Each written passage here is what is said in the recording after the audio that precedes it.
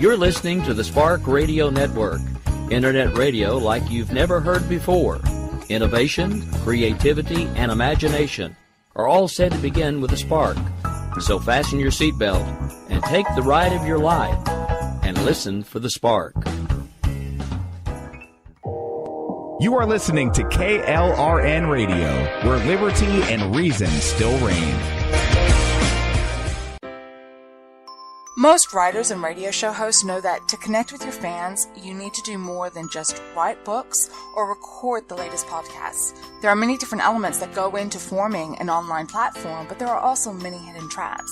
To make matters worse, solid advice on how to survive the muddy waters is scarce. In the book Hidden Traps, I talk about some of the important issues of working with an online platform, highlighting traps that could put your physical or internet security at risk or be harmful to your reputation. Are your social media posts just links with a few disjointed words, making you look like someone who can't complete a sentence? Did your new website cost you more than you anticipated? Are you leaking your personal contact details across the web without even knowing it? Then you need Hidden Traps. Hidden Traps is now available in paperback and ebook from a variety of retailers, including Amazon, Barnes & Noble, and Kobo. Visit blackwolfpublications.com for more details.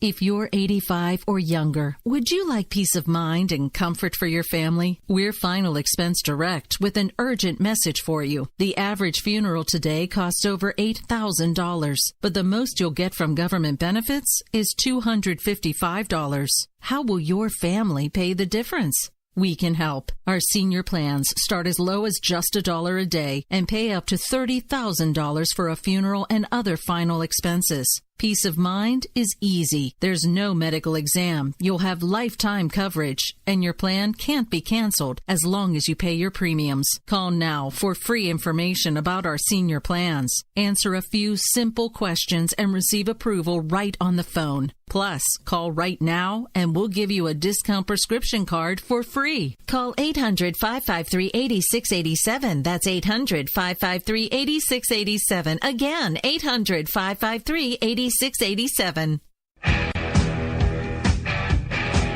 KLRN Radio has advertising rates available. We have rates to fit almost any budget. Contact us at advertising@klrnradio.com.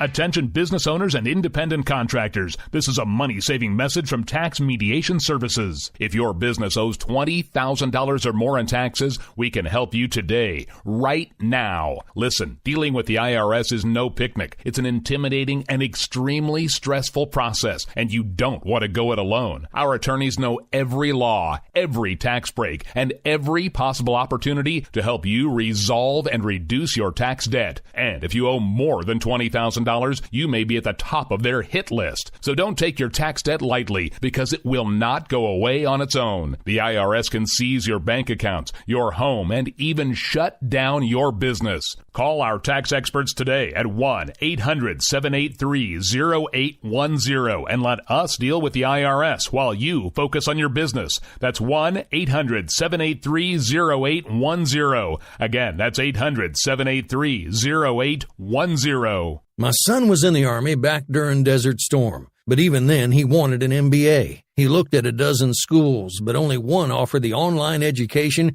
and flexibility he needed while he was in a tent in Iraq. Grantham University. Turns out that Grantham's been delivering affordable, relevant college and advanced degrees for over 65 years. Heck, if they can deliver a quality education to a soldier in a tent overseas, think about the flexibility Grantham can offer you so you can earn your degree too. It doesn't matter how complicated or full your life is. If getting a degree is on your bucket list, you'll want to do what my son did. You'll want to call Grantham. Find out how easy it is to get started on your education so you can check that college degree off your bucket list. Call Grantham right now, 800-910-1370. That's 800-910-1370. Flexible, affordable, relevant. Call 800-910-1370. Sometimes writers feel lost, unsure why a passage may not be working. It takes another set of eyes to help us nurture our writing into full maturity. At Black Wolf Editorial Services, we strive to enable writers to develop and grow, offering manuscript critiques and line edits through a mentoring editorial style. We also offer assistance on generating a writer's bio for your websites. Black Wolf Editorial Services, nurturing your writing into maturity. For a full list of services, visit blackwolfeditorial.com. You're listening to the Spark Radio Network, internet radio like you've never heard before. Innovation, creativity, and imagination are all said to begin with a spark. So fasten your seatbelt and take the ride of your life and listen for the spark. You are listening to KLRN Radio, where liberty and reason still reign.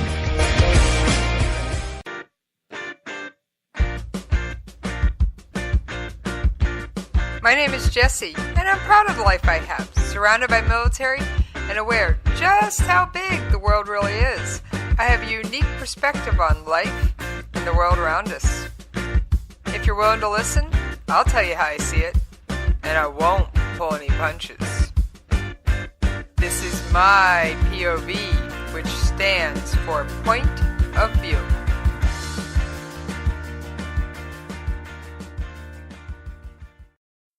All right, thank you all for hanging out there with me, and I notice we've got a pretty busy chat room tonight. Thank you for all those of you hanging in the chat room. And if you follow my Twitter feed, you know that, yes, while I miss you when we're not talking, I'm not the only one doing the talking tonight. Justin, yes. Justin, I gotta say, the consensus around here seems to be you're more of a co-host than a guest. Really.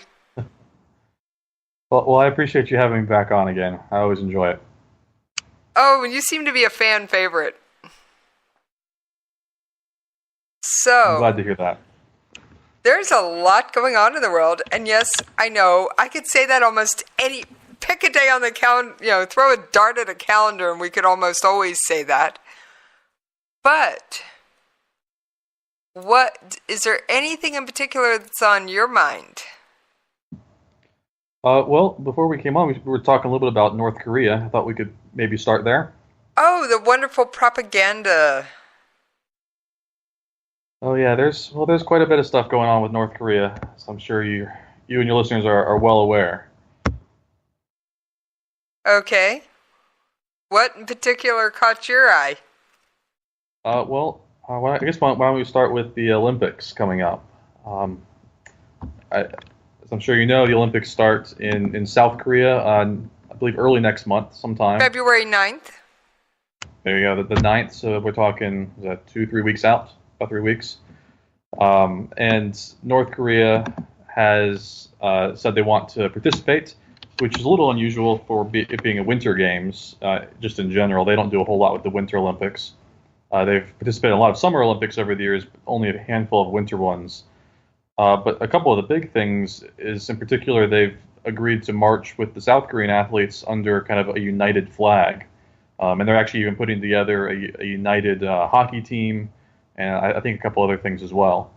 Yeah, I discussed that last night. The women's ice hockey coach is fuming over this. Oh, are they? Really? Because she's like, I'm going to get pressured to play this player, play that player, and my team is gelled, and now they expect me to sort all this out in weeks? Yeah, it's really strange. I mean, from a coach perspective, you can certainly understand their concern. I'm obviously there's kind of deeper political symbolic implication to it. I guess that's right. That's what they're going for. But from like an athlete perspective, or the coach, if you're the athlete who's been training and gelling with your team all year, all of a sudden you're going to lose minutes, or even lose your spot on the roster because the Olympic ice hockey roster is limited to 22.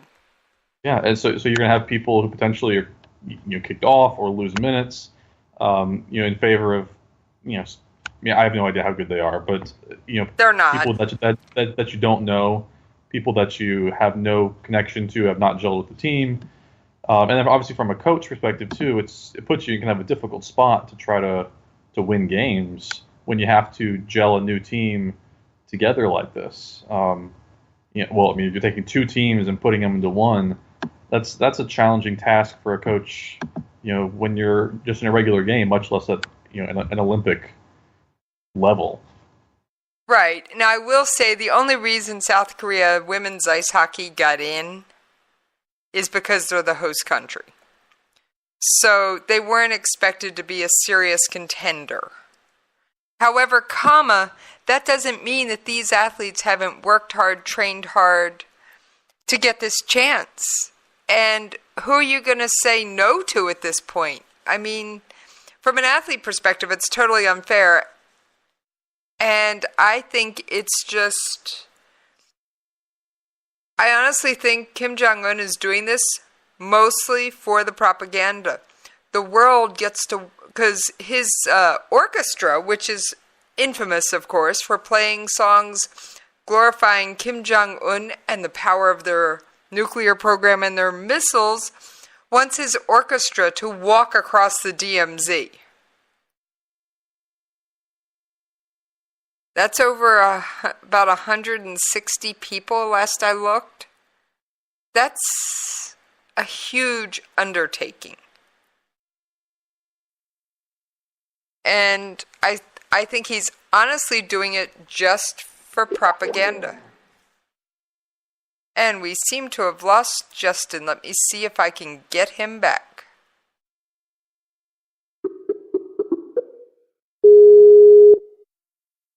All right, but hang with me while I try and get Justin back here.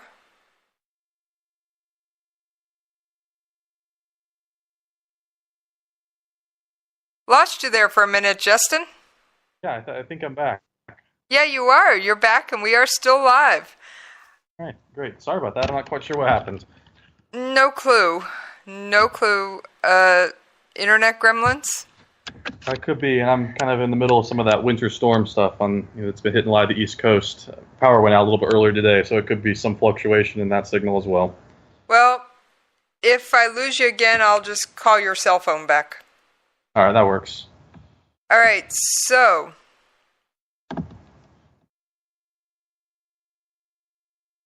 anyway, so where were we? I was discussing the propaganda and the imagery of Kim Jong-un having a 160-person orchestra march across the DMZ. This isn't the first time the Koreas have walked together under the flag. I mean, it happened, I think, in 2006 was the last time in where was that, the Olympics in Italy.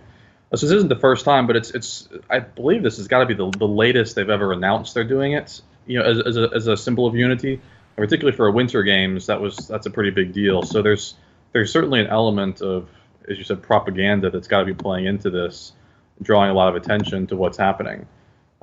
It's not the first time it's happened, but it's the first time I remember it getting so much attention, at least in recent years. Right. I mean, it's just one of those things of the only North Korean athletes that I know that legitimately qualified for the Olympic Games through the normal course of things is a pair of North Korean either ice skaters or ice dancers or something to that effect. Yeah, I saw a little bit of a story about them. Apparently, they're actually pretty good. Historically, North Korea does not do well at Winter Olympics, but apparently this figure skating duo is pretty solid. Right, and they qualified on their own merits. So it's one of those things. Who knows? Yeah, now North Korea has qualified in other sports for Summer Olympics. I just want to throw this out there, mostly along the lines of things like weightlifting and judo and that sort of stuff. But it's pretty rare that they legitimately qualify for Winter Olympic Games. They have very few athletes who do. Right. It's just one of those absolute confusions.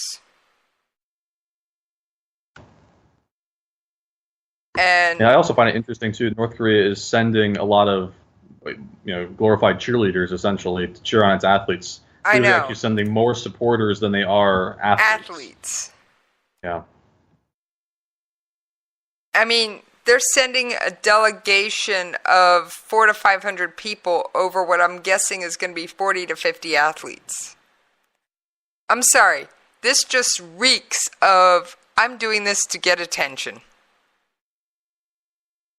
Yeah, and there's probably a diplomatic element too. I mean, last time I was on, we chatted about this a little bit, but there's been some rising tension kind of between the U.S. and South Korea, particularly over how to handle North Korea. And I imagine, Kim Jong-un sees this, and he's at least trying to use this to kind of drive a little bit of a wedge in there to hit at the United States. So I think that it's a little bit more than just propaganda. There's probably an element of, man, I really hope this drives a wedge in there too, kind of from a political standpoint. Oh, there's no hope about that. In fact, I read that in the negotiations, Moon praised Trump for bringing everything to a head so that these talks would actually happen. And at that point, Kim Jong-un almost threatened to walk away. So who knows what Moon said, what concession they gave over that. Yeah, no idea. I'm sorry, Moon is very weak defensively, and he thinks he can talk Kim Jong-un out of his nuclear and missile program. Well, that has been kind of the point of tension between Trump and Moon, is that Trump is a lot more on the sanctions side of things, and Moon is much more on the diplomacy, let's talk it out. Problem is, Moon's efforts to this point have gone for naught, because this is the very first time Kim's even shown any interest in talking. But that's kind of why there's been some kind of back and forth between Moon and Trump, and probably what Kim thinks he can capitalize on, even if it's unlikely.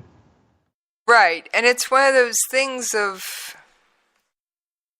I mean, okay, if it wasn't for all the propaganda and the publicity, I highly doubt that, they would be doing this whatsoever. Probably not, especially being Winter Games. I mean, they really just don't show a lot of interest in that. Exactly. It's just one of those things of, I don't get it. And it's just, it all reeks of propaganda for the North Korean. Yeah, I mean, I think so. I think propaganda plays a big role, a diplomatic element. I mean, there's probably a bit of a stall tactic in this as well, and they're trying to show that they're cooperating so that they can continue some of their missile testing without being watched 24/7, at least as much as they have been. So I think there's probably a handful of elements in there, but I highly doubt any of them are because they just want to play some sports. Oh, there's no doubt about that. Now the other thing I was toying with, and this is just a side note that someone else actually brought to my attention. What about the possibility of North Korea using all their athletes and everybody crossing the DMZ to sneak more spies into South Korea? I think that is highly likely. I don't want to say guaranteed because I'm never quite sure. He could try to get enough out of it without spies as well, just from the propaganda and diplomatic elements. But I mean, I think if you're South Korea, you have to be very careful with who you're allowing in and keeping an eye on them while they're in your country for the Olympics. I think so too, but with that many, it's going to be hard. And I'm willing to bet that they're not paying their own way insofar as, South Korea is going to be expected to probably give them their lodgings and give them this and give them that. It could be. I'm not quite sure. I haven't really seen much of it in the way of details of how it's going to work. They haven't been worked out yet. Yeah, which they're running out of time. They're going to have to figure that out soon. I'm sorry, but this is turning, this sudden desire to participate in the Winter Olympics by North Korea is turning into a 3-ring goat rodeo circus. It's certainly interesting. I'm kind of looking forward to to watching some of it and just seeing how it plays out at the actual games. Oh yeah, bring on the popcorn. And I don't care about the medal count. I want to watch the rest of it on the sidelines. Yeah, I'll definitely be watching the opening ceremony and keeping an eye on what other things might crop up. I'm going to watch it for body language between those athletes. Yeah, it'll be really interesting. I mean, ethnically, North and South Koreans are the same. Frequently, it's split families. So it will be really interesting to see what the interaction is like between the North and South Koreans, if they're friendly, because they're essentially from the same people group and may even know some of the same people, or if it's going to be antagonistic because they're on opposite sides of this long-standing feud. I think that'll be really fascinating to kind of see how the athletes actually play together, especially when you talk about being on the same team like that women's hockey team. Like, that will be very intriguing interaction. Oh, yeah. And then, of course, I fully think North Korea is getting a second puppet master. And that would be Russia. So, Russia has opened up, is basically playing ISP, Internet Service Provider, to North Korea. And Russia is, I believe, helping them evade the sanctions. I mean, and then there was that whole oil freighter that just sank off the coast of South Korea/China recently, and no one has come forth with where that, I mean, they said it was probably headed for South Korea, but I haven't seen any confirmation of that from the South Koreans. Yeah, it's interesting. Something you said in there, too, about the cyber stuff. Last time I was on, was it 2 weeks ago or so, we talked about the possibility of North Korea starting to engage in a lot of those cyber things. And actually, I just came across an article earlier today where they linked North Korea to some of those the Bitcoin cryptocurrency attacks. I don't pretend to know a lot about how cryptocurrency works, but they've had several recent attacks that have been linked to North Korea. So they actually are actively engaging in some of these things we were talking about just last time. Yeah, they're not making a secret of it either, or if they are, they're not doing it very well. Yeah, they're definitely not. Some of the attacks were linked directly to groups, like hacking groups that have known ties to North Korea. They're not doing a great job of hiding it, if that's their goal. No, but it's just one of those things of, so I honestly think North Korea is starting to dance to a dual China-Russia, because where China's kind of pulling back, Russia's gearing up to help them. I mean, they've had the ferry, which was canceled due to lack of use, but trust me, there's still trade going on between them. Yeah, and I mean, just I think actually today, Trump came out and accused Russia of violating sanctions in order to aid North Korea. So that they certainly may be finding this kind of second ally with, as you said, China apparently pulling back a little bit. And Jim in the chat room just commented that Russia wants to create tension between anyone in the United States, in his humble opinion, and he says we're heading straight for a proxy war. I think that's very likely. I mean, Putin is way too smart to really put a whole lot of stock in Kim Jong-un. I mean, Putin is I mean, he's a terrible guy, but he's very intelligent, and he's not somebody who's gonna tolerate Kim Jong-un and some of his charades. But he's certainly a master of using people as pawns. I mean, he's ex-KGB, so he's kind of got a background. He's not ex-KGB. He is KGB in a new suit. Well, yeah, okay. So I guess he's an ex-KGB assassin. I think that's the term then.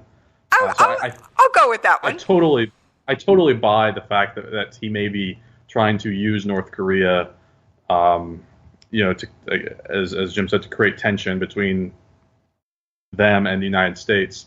I don't particularly buy him as a loyal ally to North Korea necessarily, except as a potential pawn for them to use in kind of their global tension with the U.S. I mean, if Russia could take over a chunk of North Korea, they would have that warmer water seaport they're needing, and might be able to give up Crimea. Although they can't create a land bridge. Don't they already have a land border connection with North Korea? I'm trying to remember my geography here. I don't think so. I think it's just China there. I think so too, but they're obviously close. I don't. Well, they might way up in the very kind of northeast corner. There might be a touch there. Yeah, okay. I just pulled up a map. They have a very, very short border with Russia in that northeast corner. But they do have a tiny bit. Very small, but yes. It's enough to be a land bridge. So, yeah, that could be part of the crazy game going on for Putin. Because he plays three-dimensional chess most of the time while everybody else is playing one-dimensional. Yeah, I think, I mean, as I mentioned, he's very intelligent, and he has that mastermind personality too, where he's trying to play three-dimensional chess too, where he sees the board with all the world leaders, and he's trying to move them around. I could definitely see that as both his personality and his capabilities to do that with certain world leaders. Without a doubt.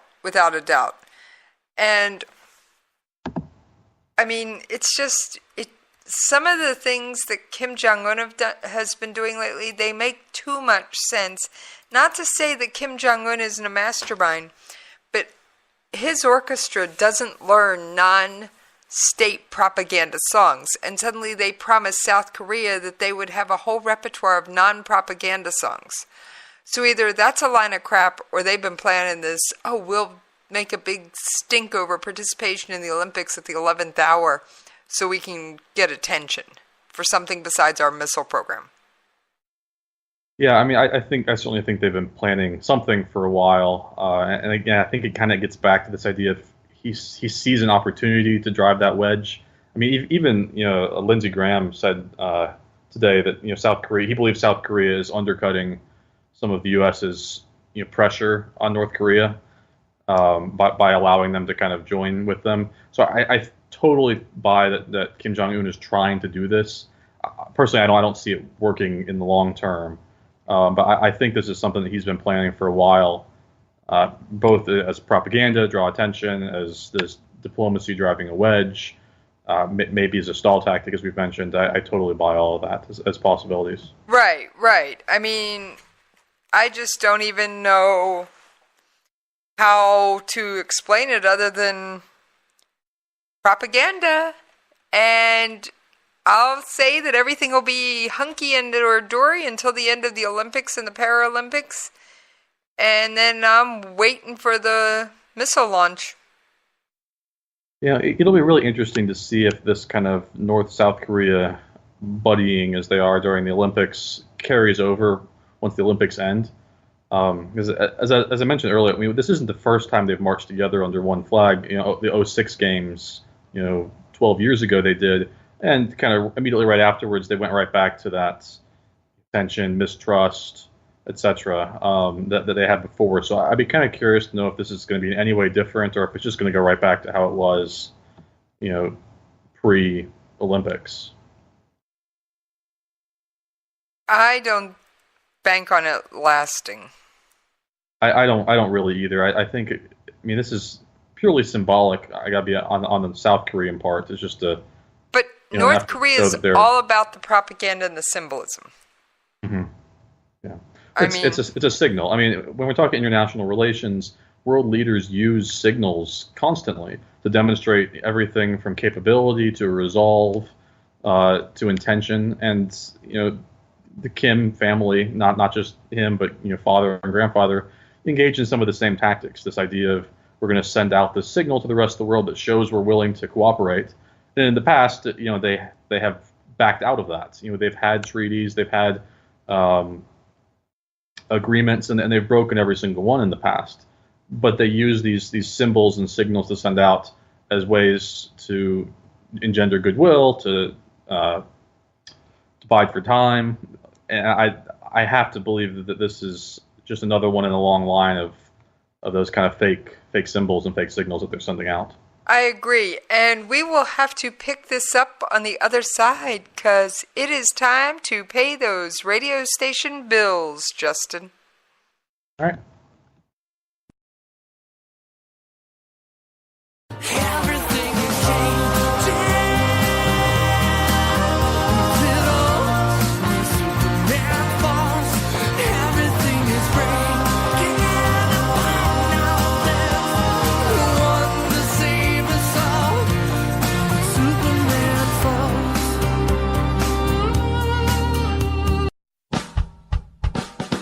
You're listening to the Spark Radio Network, internet radio like you've never heard before.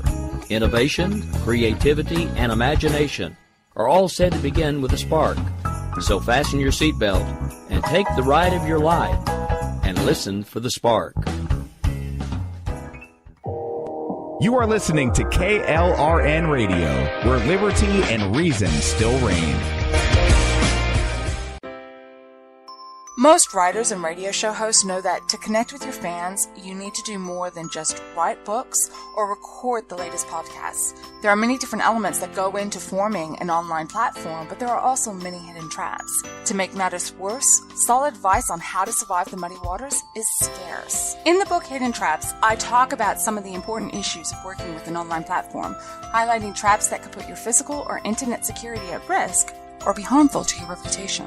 Are your social media posts just links with a few disjointed words, making you look like someone who can't complete a sentence? Did your new website cost you more than you anticipated? Are you leaking your personal contact details across the web without even knowing it? Then you need Hidden Traps. Hidden Traps is now available in paperback and ebook from a variety of retailers, including Amazon, Barnes & Noble, and Kobo. Visit blackwolfpublications.com for more details. If you're 85 or younger, would you like peace of mind and comfort for your family? We're Final Expense Direct with an urgent message for you. The average funeral today costs over $8,000, but the most you'll get from government benefits is $255. How will your family pay the difference? We can help. Our senior plans start as low as just $1 a day and pay up to $30,000 for a funeral and other final expenses. Peace of mind is easy. There's no medical exam. You'll have lifetime coverage, and your plan can't be canceled as long as you pay your premiums. Call now for free information about our senior plans. Answer a few simple questions and receive approval right on the phone. Plus, call right now and we'll give you a discount prescription card for free. Call 800-553-8687. That's 800-553-8687. Again, 800-553-8687.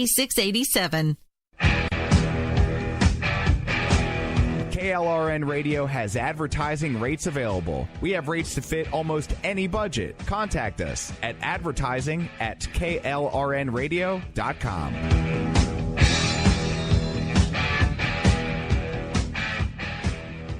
Attention business owners and independent contractors. This is a money-saving message from Tax Mediation Services. If your business owes $20,000 or more in taxes, we can help you today, right now. Listen, dealing with the IRS is no picnic. It's an intimidating and extremely stressful process, and you don't want to go it alone. Our attorneys know every law, every tax break, and every possible opportunity to help you resolve and reduce your tax debt. And if you owe more than $20,000, you may be at the top of their hit list. So don't take your tax debt lightly, because it will not go away on its own. The IRS can seize your bank accounts, your home, and even shut down your business. Call our tax experts today at 1-800-783-0810 and let us deal with the IRS while you focus on your business. That's 1-800-783-0810. Again, that's 800-783-0810. My son was in the Army back during Desert Storm,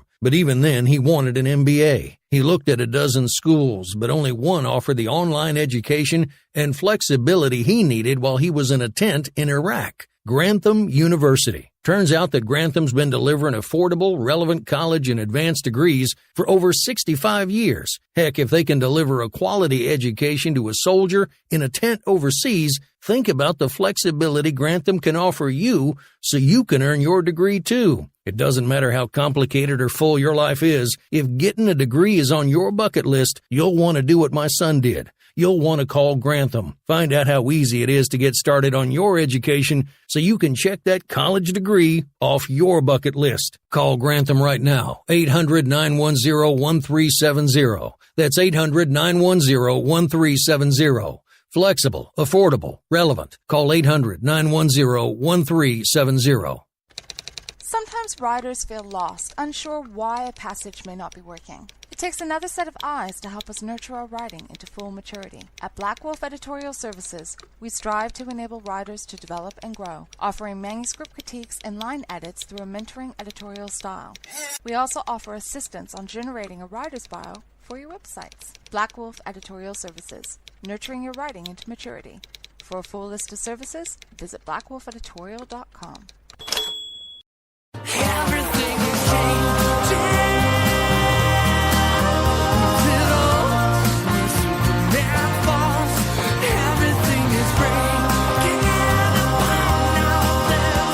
There's one to save us all. Superman falls.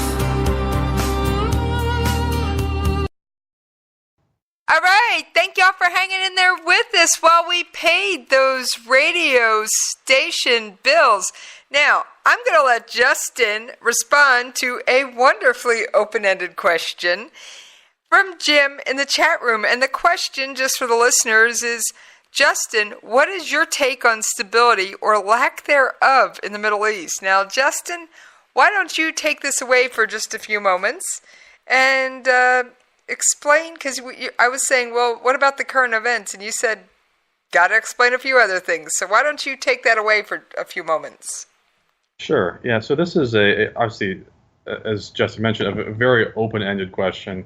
And there's a lot of different elements at play here when you're talking Middle Eastern stability, not only from a sense of like there's a lot of countries there, but it also, you can't really talk about Middle East current events, Middle East stability without at least having an understanding of kind of where it comes from.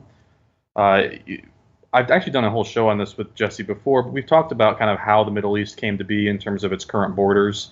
And there were a lot of issues that came up with that. And just to very quickly gloss over it, essentially what happened is after the World Wars, there were the winners of it, so there'd be mostly Britain and France, kind of got together to decide how to divide up the Middle East, which was the formerly Ottoman Empire.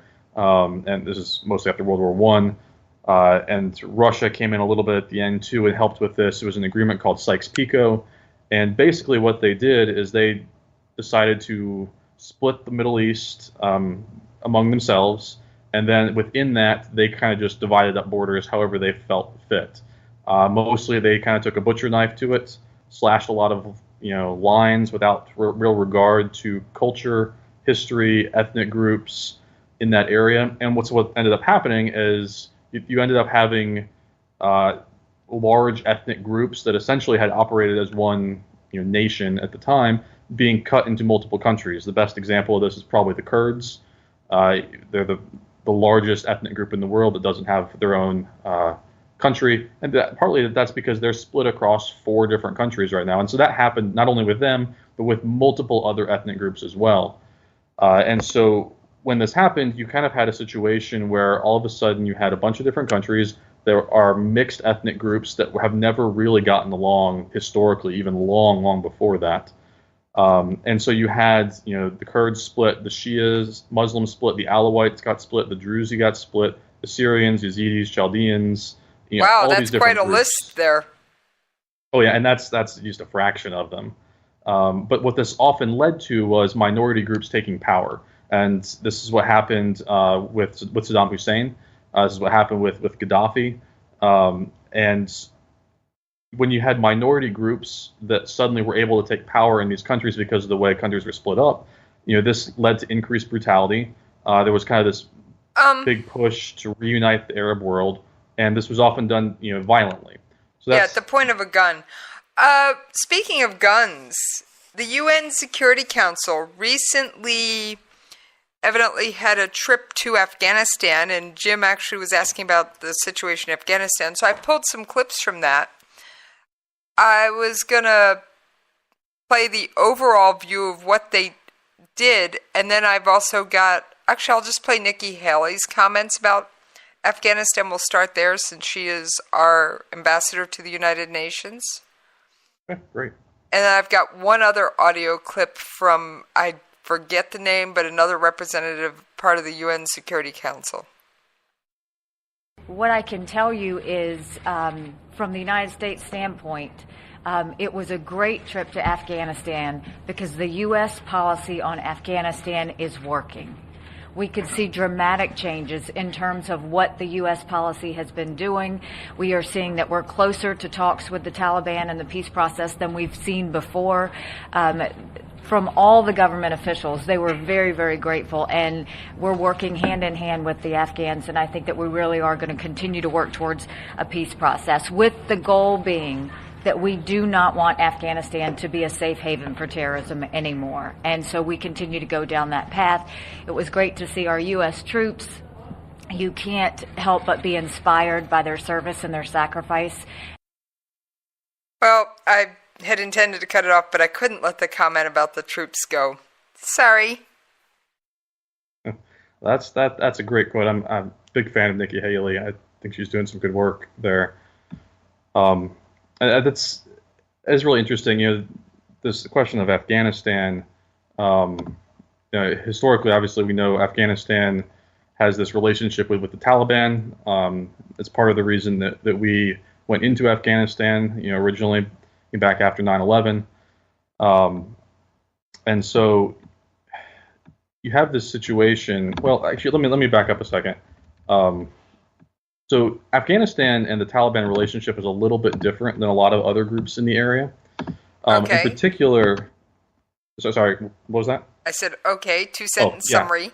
Oh, yeah. So Afghanistan, so back up, so even further. So back to like the 1980s, Afghanistan was fighting the civil war against the Soviet government who was ruling them. The Taliban kind of came out of a group of fighters that fought off this occupation. And actually at the time had the backing of the U.S. CIA. And then once the Soviet government fell, the Taliban formed out of these soldiers and kind of started sweeping across Afghanistan, collecting territories that were currently held by like various warlords. So the Taliban has this kind of unique relationship there because, one, they're one of the only terrorist groups to have ever really run a country. They ruled Afghanistan through the 90s. Controlled over 90% of the territory. And secondly, they actually had a fairly high level of public support from the people because it was seen as justification and validation of their religious faith, ousting this huge secular atheist-led Soviet government. And so you had this situation where you had essentially a terrorist group that had a lot of support because it validated a lot of what they believed about their faith. So this relationship is unique, and you don't see that in a lot of these other countries. Now, obviously, today, once the U.S. invaded, we kind of ousted the Taliban, and they regressed in a lot of ways, but they're still around. And the Taliban today has actually started gaining in strength again. They're probably one of their largest levels of strength since they originally fell. But just in the last day or so, we've had some possible reports of talks for an Afghan peace process. I believe Russia has come out and said they're willing to kind of host some of these. Justin, do you think the Taliban can be taken at their word? I mean, the United States has been bitten on the six by many a, quote, bad actor. North Korea being one, Iran being another notable. So do you think the Taliban can be taken at their word? That's a tough question. I mean, ultimately, I think you have to take everything they say with a grain of salt. I do think the Taliban is a little bit unique, again, in terms of terrorist groups, because they're not what you would consider a traditional Islamist-based terror group, like you would think of Al-Qaeda or ISIS or Daesh, as you call them, whatever. They're not quite like that. They don't have exactly the same beliefs, to the point where they've actually fought with Al-Qaeda over this. And the reason is they've kind of mixed some of these Islamist traditions with some of the tribal customs of the Afghan people and some of the ethnic groups there. And it's kind of led to this weird blend of which, well, you'd call they're called Pashtunwali codes. The Pashtunwali is the ethnic. The Pashtunwali of, they'll defend a guest in their home to their death, and hospitality. Very exactly. So there's a little bit of an element of honor in that, right? It's kind of more of an ethical code or traditional lifestyle that the Pashtun people kind of follow, and this code has been kind of twisted into the Taliban ideology, which has given it a little bit more of a sense of, I don't want to say ethics, because they're clearly not an ethical group with some of the horrible things they do, but they have a little bit more of a sense of honor among themselves than you would find from some of these other famous groups in the area. So I do think, to an extent, you could trust them more than, say, you could trust Al-Qaeda. But I also don't. As I said, I think you have to take everything they say with a grain of salt, because at their core, they are a terrorist group, and they do just want power, control. They want to run the country again, like they did in the 90s. And I think you have to be very, very careful when dealing with a group like that. I think that's an excellent summary, and I do have one more audio clip that I wanted to bring up on this topic. It's a very short one. During the visit, Security Council members noted concern with the persistence of insecurity, especially with the intensification of terrorism activities in the north and east of Afghanistan, and the regrouping of foreign terrorist fighters coming out of Syria and Iraq in Afghanistan. So I'm wondering if Afghanistan is once again, especially if the Taliban is given a seat at the table, which I think in some respects, based on history, they need to be. But is Afghanistan going to become another safe harbor for terrorism? Yeah, I mean, they clearly have been in the past. It's part of the reason that we went in there. They've been run by terrorist groups. And as I mentioned, because they have this kind of weird relationship with the people, you tend to find higher rates of public support for political violence in that country. So I think it's a very plausible scenario that we would start to see it become that safe haven again. That said, I mean, there is a fairly significant contingent there who does not want to. So it kind of depends on who ends up winning that diplomatic battle. But Afghanistan and Pakistan, for that matter, both kind of have this setup where they're ripe for that type of safe haven for political violence and groups like the Taliban. I couldn't agree more, and Syria is even more ripe for it, in my opinion, because the government can't even control its own country, and it's proven. Well, sure. I mean, you throw in Syria, Somalia, countries like that with failed governments in particular. You have that massive. And of course, you've got Iran building to evade the sanctions, the UN and the sanctions, and to evade. Untie my tongue. To evade violating the Iran nuclear deal, Iran is building missile and weapons factories in Yemen, among other places. And they're trying to get a base in Syria. And this all, to me, just reeks of more instability in the Middle East. And then you've got the countries like Israel, that are dealing with the Palestinians, and not to bring too much U.S. politics to the show, but we've got to touch on this if we're going to talk about Palestine, even for just a few moments. The President of the United States is wanting to cut off certain aid that goes to the Palestinian government because they're funding terrorism. Yeah, I mean, so, I'm sure you've talked about this on the show. I think we may have even talked about it, but, the Palestinian government, gives money to families of terrorists. They actively support this. And this is obviously somewhat problematic. And, so the U.S. has kind of said they're going to start withholding some of this funding, for the agency supporting Palestine. And unfortunately, some Palestinian refugees get caught up in this, which is why there's been some backlash. But right. It's definitely a scenario that's causing a lot of trouble.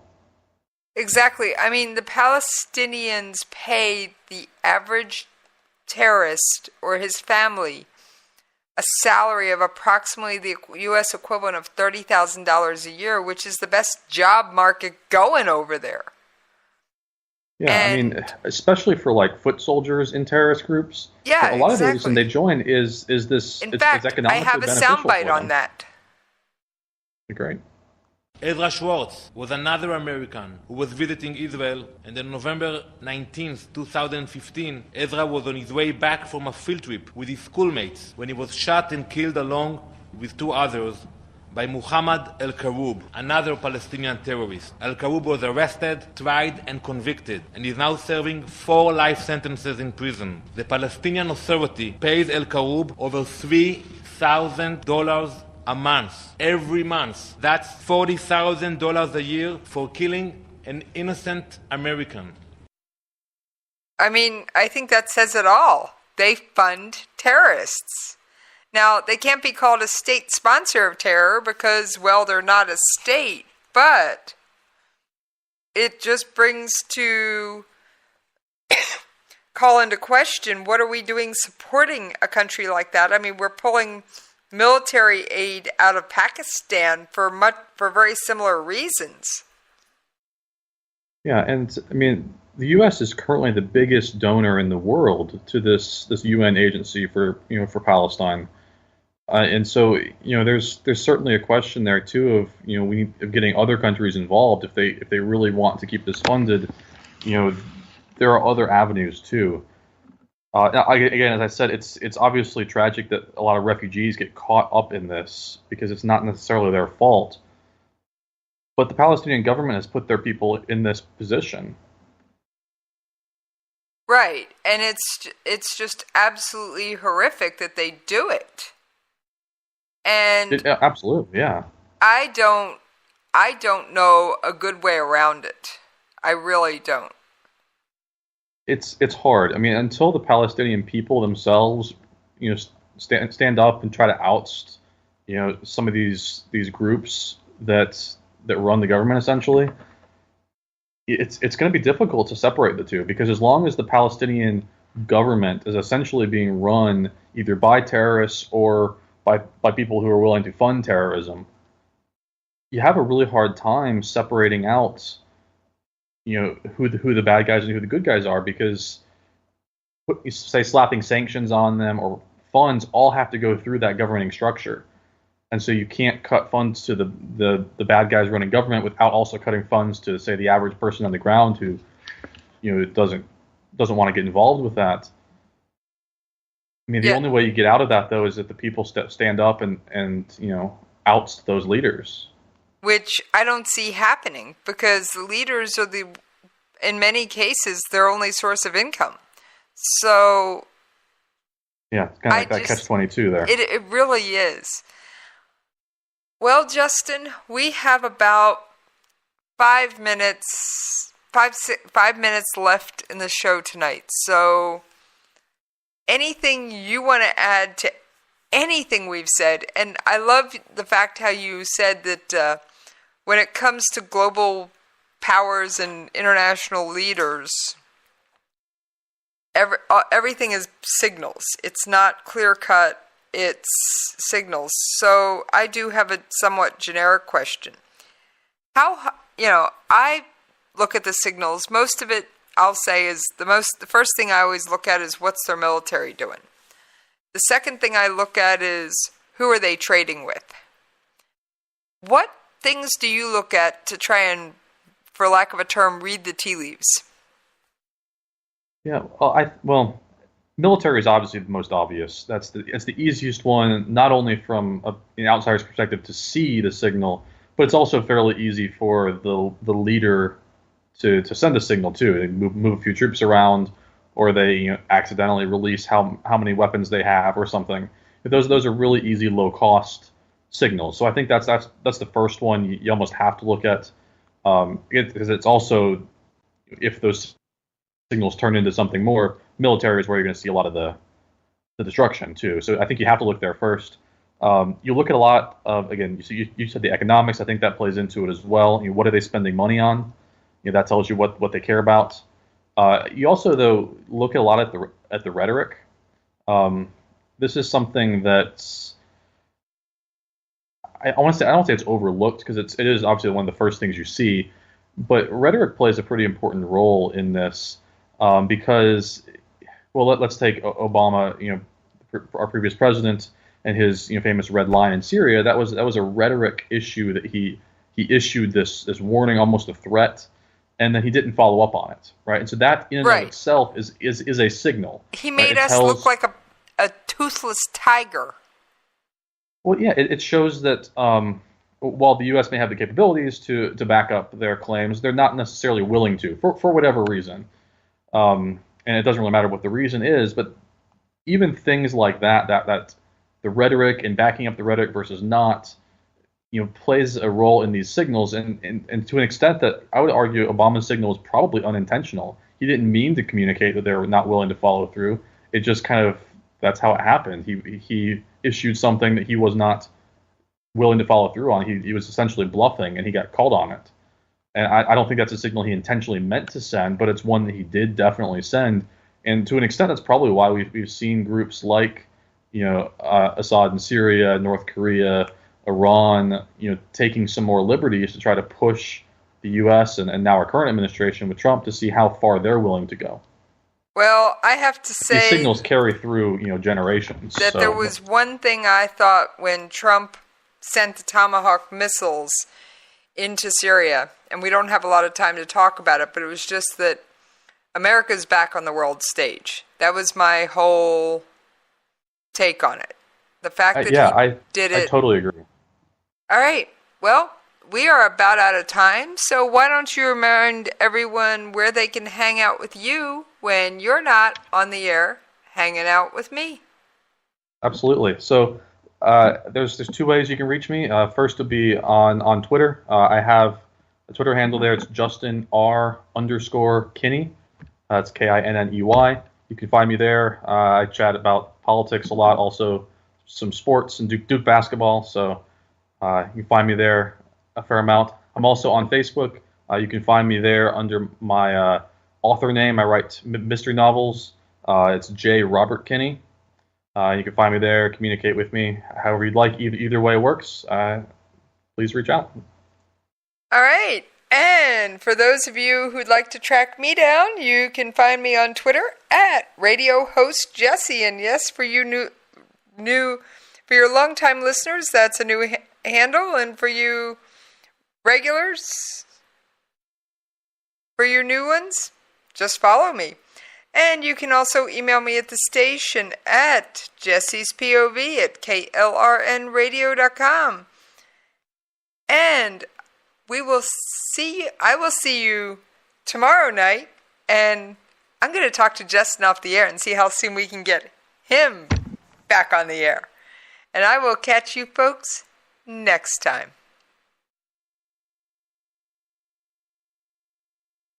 And yeah, I'm still trying to get that outro music sorted, folks. You're just going to have to bear with me another couple seconds. What can I say?